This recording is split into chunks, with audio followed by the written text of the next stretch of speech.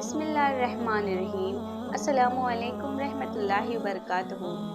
میرے محترم ناظرین، آپ سب کا خیر مقدم ہے ہمارے چینل میرے پیر حدیث پر، جہاں ہم آپ کے لیے اسلامی کہانیاں، واقعات اور نبی کریم صلی اللہ علیہ وسلم کی زندگی کے مبارک واقعات پیش کرتے ہیں۔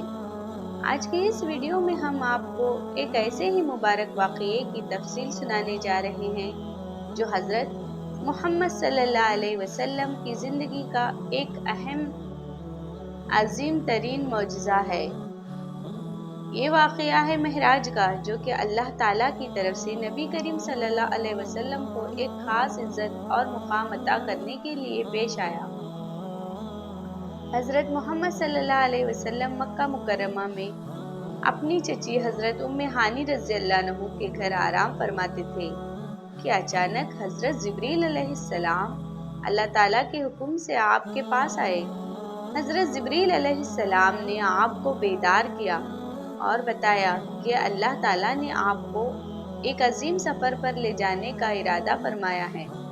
حضرت جبریل علیہ السلام براق نامی سواری لے کر آئے، جو کہ نہایت تیز رفتار تھی۔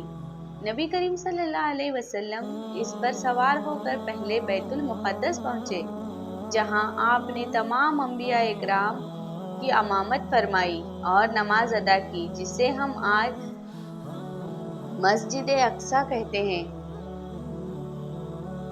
جو آج فلسطین میں واقع ہے۔ اس کے بعد حضرت جبریل علیہ السلام آپ کو آسمانوں کی سیر کرانے لے گئے۔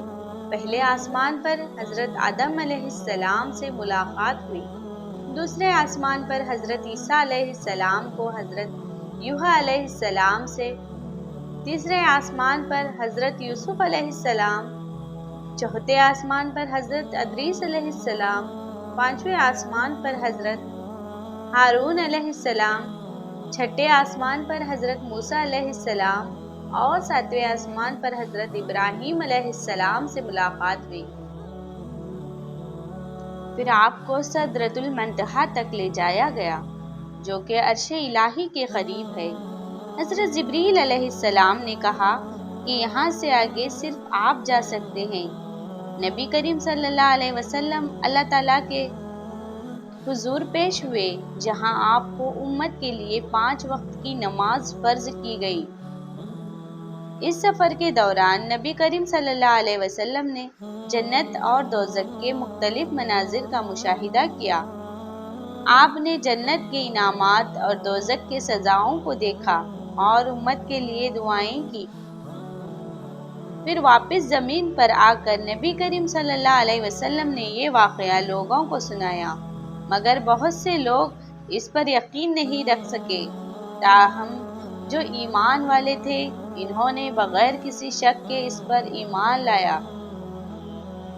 میرے پیارے ناظرین، یہ واقعہ ہمیں یہ سکھاتا ہے کہ اللہ تعالیٰ نے نبی کریم صلی اللہ علیہ وسلم کو نہ صرف دنیا میں بلکہ آسمانوں میں بھی عزت و مقام عطا فرمایا ہے۔ ہمیں چاہیے کہ ہم اس واقعے سے سیکھیں اور اپنی زندگی کو اللہ کی رضا کے مطابق گزاریں۔ اگر آپ کو یہ ویڈیو پسند آئی ہو تو ہمارے چینل کو سبسکرائب کریں، اس ویڈیو کو لائک کریں اور اپنے دوستوں کے ساتھ شیئر کریں۔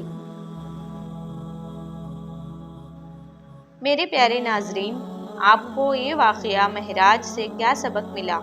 آپ اس بارے میں کیا سوچتے ہیں کہ یہ واقعہ ہمارے ایمان اور زندگی پر کس طرح اثر انداز ہوتا ہے؟ اپنے خیالات اور جوابات کمنٹ میں ضرور شیئر کریں، تاکہ زیادہ سے زیادہ لوگ اس مبارک واقعے سے فائدہ اٹھا سکیں۔ اللہ تعالیٰ ہمیں اپنی رضا کے مطابق زندگی گزارنے کی توفیق عطا فرمائے، آمین۔ السلام علیکم رحمۃ اللہ وبرکاتہ۔ اللہ حافظ۔